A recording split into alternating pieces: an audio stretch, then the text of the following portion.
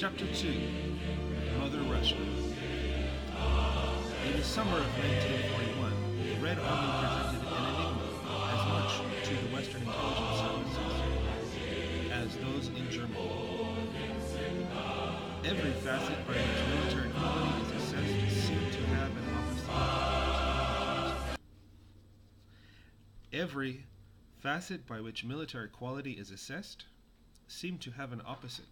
Its equipment, by all accounts, was lavish. In fact, it disposed more of tanks and as many aircraft as the rest of the world put together. But how much of this machinery was up to date, and how capable were the Soviet commanders of handling it?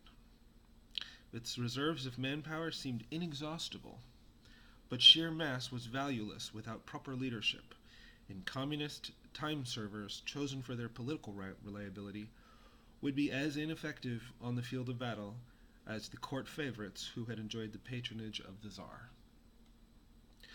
Even the innate courage and resilience of the Russian soldier, to which successive European wars bore testimony, was thought by some to have been jeopardized by political indoctrination.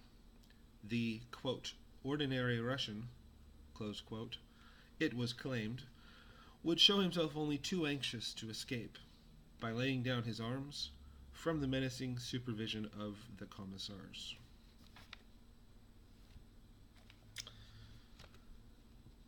And I prepared just a few images. I thought this was kind of cute. I don't know what that is. Wikipedia, of course, Operation Barbarossa. Wikipedia subheader, Soviet preparations, going back, as you can see, all the way to 1930. And just a few images. This is Marshal Zhukov, actually apparently in September of 1941, so that is speaking at a military conference after the battles have begun, right? Barbarossa, late June 1941. So this is a couple of months later at a military conference. This is some website. This image, of course, your basic road map. Here's Germany over here, Poland, here, of course, being Russia. Moscow, not only the capital, but arguably an important transportation hub. Railroads, and to the extent that the Russians had good roads, I think some of their best roads, and they tended to collect in Moscow. So one idea, not only a huge propaganda blow, not only a good way to probably take out a chunk of the Russian army, but in general, which is an important goal in 1941, is to reduce the capability of the entire Russian army to wage war at all, right? To just destroy as many units as possible or disable. Anyway, but if you could get Moscow and if you could encircle it by 20 or 30 miles in every direction, you would take out all of the roads and highways coming from the east. To a large extent, I believe that's right, the transportation, and I'm sure communications as well. So again, transportation, communication. Most lines from far east to battle sphere. Battle sphere, of course, is massive, 1,000 miles or something north-south here in east-west. Anyway, passing through Moscow, right? Anyway, a little map there. I don't know what that is. There's another map. This I thought was cool because it is in Russian. Osnovnitia направление на атаката защите както преди 75 години. Okay, I don't know what's going on there. This, of course, says Европа 1939 God. That's Europe in the year 1939. This, curiously, is not exactly Russian. Ein Volk, ein Reich, ein Führer. Mental Floss, Operation Barbarossa, the biggest adventure in history. So here's a website. And, different photo. Actually, I like this photo. Open image. Sometimes you can zoom in or out a little bit. I don't know what that's a picture of.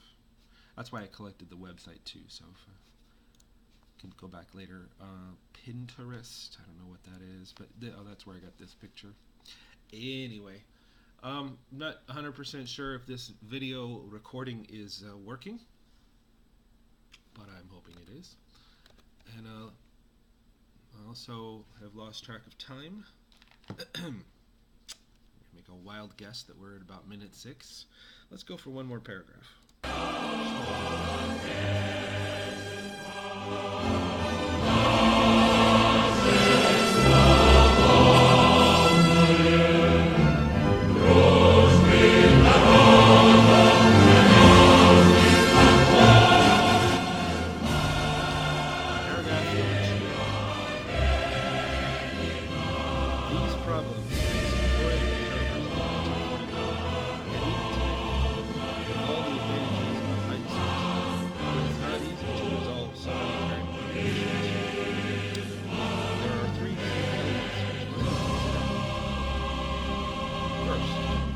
Strength of the Red Army, comma, the state of its training, comma, and its tactical doctrine, semicolon.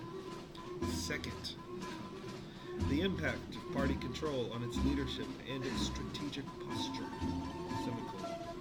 Third, the reality of Soviet strength, comma, as demonstrated by operational experience in the period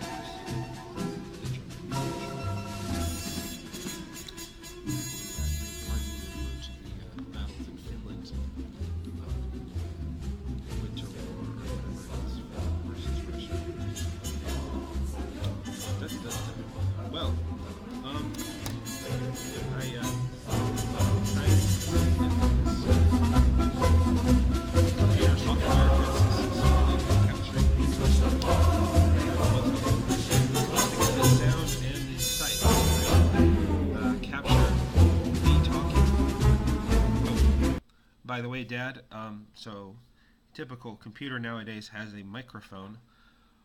It's not musician quality, like for our blues recordings or something, but it, as you can see, is a decent and adequate microphone for civilian purposes. By the way, if you get a $200 or $300 smartphone, that also comes, being a telephone, comes with a pretty decent microphone. It is a point of pride and competitive, business thing. Tends to come with a good quality microphone, not to mention a decent speaker on the other end for you to listen. But so in other words, a more expensive smartphone could improve the sound quality of phone calls to the kids, me and Nick and Sonia. Not only which, I would just like to comment that, in fact, the smartphones are quite easy to use. However, more to the point, you don't need to use any of the special features, right? A smartphone is basically a laptop or computer of its own, and you can go on the internet or do this or that, and that's sort of interesting, maybe. Although it's a tiny, tiny little screen, right? And you have to poke it with your fingers. However, you don't have to do any of that. You can use the phone to make phone calls and voicemail, and again, I think there's a good chance, I would say 2-to-1 odds in your favor, that you may see a better sound quality, which is to say other people will have a good audio to hear clearly. Okay, well, so speaking of technology, once again, hopefully this has recorded the sound of my voice. Also, by the way, it's a tricky business. The sound coming from the computer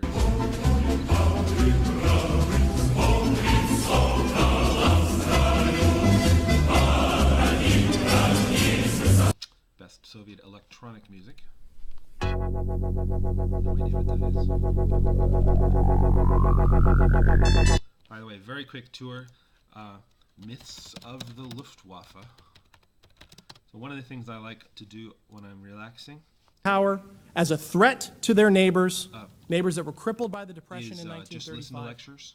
And of course, as a Right. good way for German is a companies recording and Germans of the individually guy talking to find new employment History lecture. to pull Germany itself out of that same depression. By the time the Saturday surprises happened in 1935, 88% of Germans are back to work. Okay? It's worth keeping that in mind as we go. And then, of course, Okay. And there are a dazzling variety of history lectures and so on. I think let's not try to put too many things into this one video. Thank you again for listening and enjoying, I hope.